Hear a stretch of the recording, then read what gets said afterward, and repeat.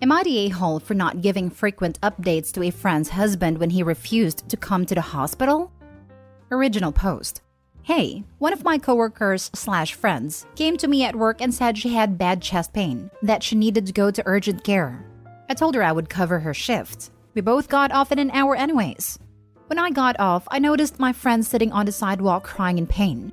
She said the pain was much worse. She said her husband didn't come, so I took her to the hospital myself. When we got there, I sent a text to her husband telling him what hospital we were at. His reply was, "Cool, updates me in 20 minutes." Long story short, her gallbladder ruptured and she needed immediate surgery. I called her husband, and he said, "I don't like the smell at the hospital. It makes me sick. Just notify me every 30 minutes on how she's doing." I told him no, that it was serious and he needed to calm down. He didn't reply. A friend got out of surgery. The doctor said she has a bad infection and she will need to stay at the hospital a couple of days. I ended up calling my friend's mom. Her mom immediately asked where her husband was. I told her what he said. Later, I started getting mean messages from him, that he was really mad I didn't give him updates like he asked. My friend's mom showed up and let me know she was texting and asking my friend's husband for updates. He still doesn't know my friend's mom is with her now. I am starting to feel like I am the a-hole for not telling him that I called my friend's mom, or giving him the updates like he asked for. Now for the top comments before reading the update. Not the a-hole. You did a nice thing to support your friend. You did not, however, sign up to be her husband's secretary. He can either get to the hospital like a decent spouse would, or he can sit at home in the dark and hope his wife isn't mad. He's not a decent spouse at all. Opie's friend is better off in the hands of her mom. Hopefully, Mom and Opie will also support friend as she sorts through her thoughts on the waste of space bloke she married and dumps us behind. Opie's not a a-hole. Opie did the very best thing for her friend. I'm really curious what updates the husband is giving his mother-in-law, given that he doesn't even know what's going on. Opie, you're not an a-hole at all. Your friend's husband, on the other hand... My husband hates hospitals. Hates. But when I got bitten by a cat and was in for nearly a week, he was there before and after work every day. That's what you do when you love someone. Put your discomfort aside for that person when they really need you. Not the a-hole. The audacity of the husband astounds me. I don't like the smell of hospitals. Who the heck does? Your friend needs to re-examine her marriage because this a-hat obviously cares more about his discomfort than her health. I agree. She deserves someone who will be by her side. I can't even imagine a situation where my spouse gets sick and ends up in the hospital and I'm not there. I would literally not be able to function until I heard directly from the doctor's mouth that they will be okay. It was super scary. The doctor said normally when they remove a gallbladder, it's an outpatient procedure. Since it ruptured and she has a bad infection, it's really serious. That's why I called her mom. I'm okay being there for her, but making serious medical decisions? It should be her family, not me. I doubt the hospital would let you make any decisions since you're not family. Another big reason why that guy's an a-hole. The doctors may need to make some quick decisions, and if you hadn't gotten her mom there, they'd have to delay till they could talk to somebody. Not the a-hole. What a poor excuse for a husband that man is.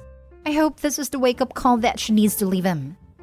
At first, when I found her, I thought maybe he was stuck in traffic or couldn't leave work. Now I'm wondering if he just didn't want to drive her? Now for the update. My friend is doing better today, and she has decided to separate from her husband. When I went to visit, I got the whole story. When my friend's sister and brother-in-law went to my friend's apartment, they found her husband there playing video games when he was supposed to be at work. Red flag. After my friend called her husband and pressed him, he told her he quit his job and didn't want her to find out. That his job was too stressful and he didn't want to work anymore. He lost his health insurance once he quit. Thankfully, we have health insurance through our company, so my friend is covered. My friend said this was the final straw. She said he does nothing to help their family. They have a 2-year-old daughter he dropped off to the babysitter early this morning, even though he was home. Grown-up daughter. Mommy, why did you and Daddy divorce all those years ago? Mommy.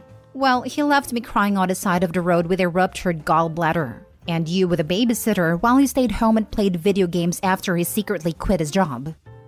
I would like to add, now sweetheart, this is why we don't marry a slug. But odds are he was a horrible dad before divorce. He's probably gonna be a crappy dad post-divorce. The kid won't have to ask her mother why, when she can see with her own eyes what a deadbeat her dad is. No questions needed when the truth is quite evident. Thanks so much for the update. I'm glad she seems to have a good support system, and really glad she's getting out now while the situation is egregious.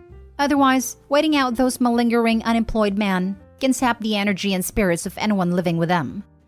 Jesus, I was feeling pretty horrible about being single earlier. I feel better now. Glad your friend is doing better and dumping this loser. I'm happy to help. Now for the last story. Update. Am I the a-hole for not attending my friend's wedding on the day of my family's death anniversary? Original post. 7 years ago, I, 35 female, lost my husband, daughter, and mother to a car accident. They were hit by a drunk driver that drove through a red light and killed all of them on impact. Their deaths greatly affected me, and if it weren't for my friends and years of therapy, I would be in a much lower place. I am very thankful for their support and have been able to process my grief properly. 2 years ago, I took a job offer that provided me more benefits than my current one and moved far away from city to another. I travel back to occasionally meet up with friends, and of course to visit my family's graves on their death anniversary. It is a 7-hour car drive or around an hour by plane.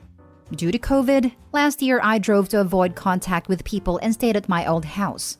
This year I plan to do the same thing, but ran into an issue with my friend having her wedding in my old city.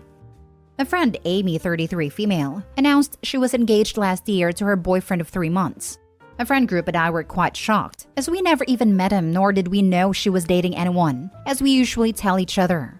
But nonetheless, we congratulated her, and were happy for her. They were supposed to have their wedding last year but couldn't due to COVID and postponed it to this year. We are not in US, by the way, and COVID cases are now less than 10 here in my country. We are allowed gatherings of less than 15 people, and that is what Amy decided to do for her wedding. About a week ago, Amy called me privately to tell me her plans for the wedding. She told me that she's having it on the same day of my family's death anniversary and would like me to not visit their graves and just attend the wedding instead. I was quite shocked that the wedding was planned that specific day and questioned as to why she picked that day. Amy told me she just liked the number 8 and told me that I can't just gatekeep a certain day. Then I asked her why can't I go visit my family's grave, and she told me that she doesn't want my sadness and grief to take the attention at her wedding. I was incredibly stunned at what she said. I know I am quite emotional, but I know how to compose and behave myself at certain events.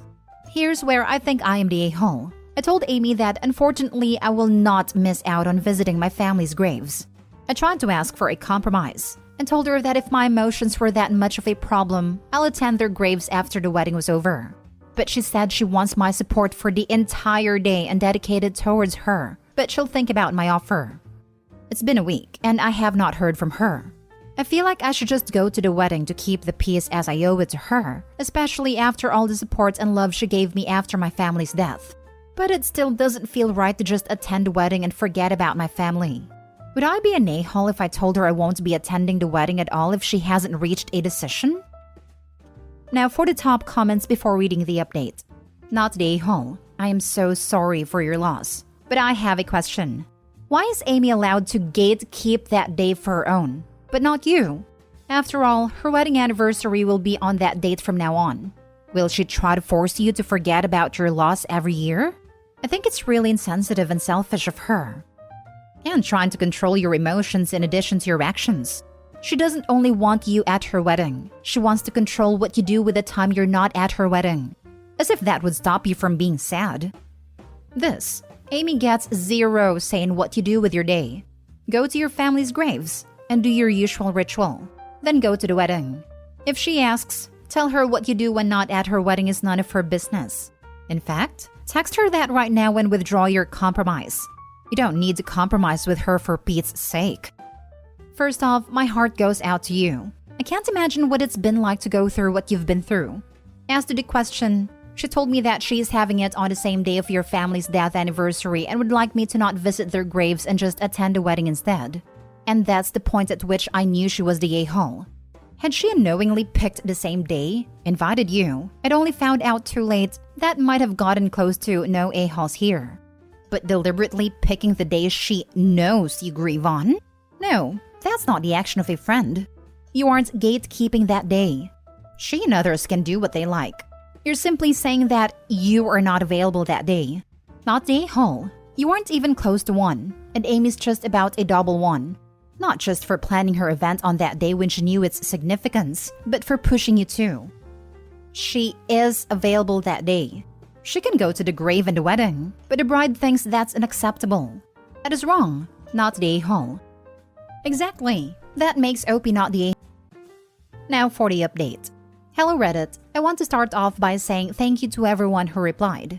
I was not expecting my post to get this level of attention. I've read all of your comments and thank you once again. I am in tears and became an emotional mess after reading your thoughtful responses. Thank you for the love and support. I have always felt some sort of emotional burden to my friends, so thank you for your encouraging messages and telling me to keep my head up high. Even though we are all strangers on the internet, it sort of felt like I had gained a new family. My heart goes out to the people who have messaged me privately of their experiences with losing their loved ones to drunk driving as well. Please know I have felt your pain. You are not alone in this, and I wish you all the love in this world. Now for the update. I did what some of you suggested and called my other friends to let them know what Amy had asked of me. They were quite livid and angry for me, as they had no idea what Amy was planning for the wedding. We arranged a Zoom call with her the next day to discuss why she being so insensitive to me. Well, the call was quite the battle. It started off calm, then Amy just blew up. You guys were right when you said that Amy was jealous of the attention that I had received during the time of my family's death anniversary. Her wedding was a way to shift the attention towards her. She tried to explain to us that by having the wedding on that day, it will turn a negative situation into a positive one. When she realized she wasn't convincing enough, it felt as though a mask had fallen from her face, and she started yelling and insulting me. She said that she is tired of having to play the supportive friend role and that it's been 7 years. I should just get over it by now, or go join my family in the ground. My friends lost it and called her every name in the book. I am honestly just shocked and disappointed at a person who used to be my friend. It breaks my heart knowing I lost another person in my life, but I guess you guys are right in the sense that she never really was a friend. I now look back at our friendship and realized it was often one-sided on my part. I wish it didn't take me so long to realize it. No one in our friend group of 6 people are going to her wedding now. We have decided to go no contact with Amy and block her on all social media. My friends have offered to go visit my family's graves together with me. I accepted, and we are now planning to also make a scrapbook with my family's pictures. For once, I'm actually looking forward to this day, and will start to plan more eventful activities like this. Thank you once again to everyone for helping me through this. And please remember, do not drink and drive. I am begging you. Please don't. Please drink responsibly and drive safely, everyone. Edit, I was once again not expecting this amount of attention. I am in literal tears. Thank you everyone for your kind words and sympathy. I appreciate your love and support. I don't think I deserve the awards you all have given me. Thank you, kind strangers.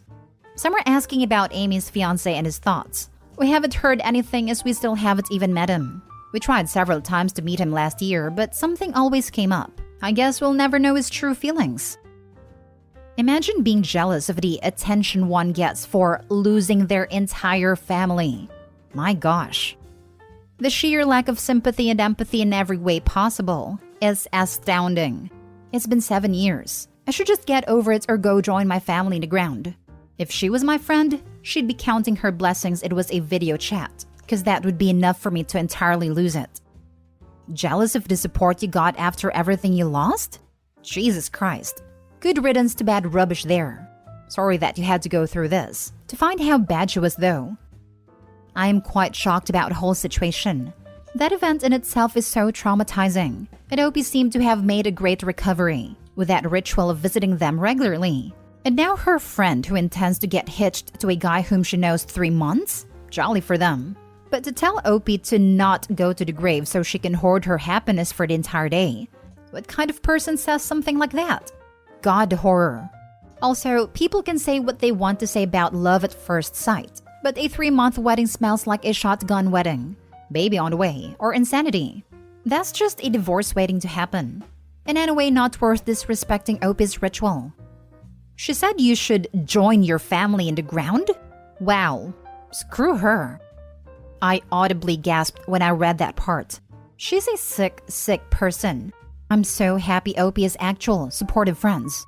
We have read way too many stories where friends would say to just keep the peace, even in such ugly situations as this. And it's sadly so refreshing to read about actual good friends.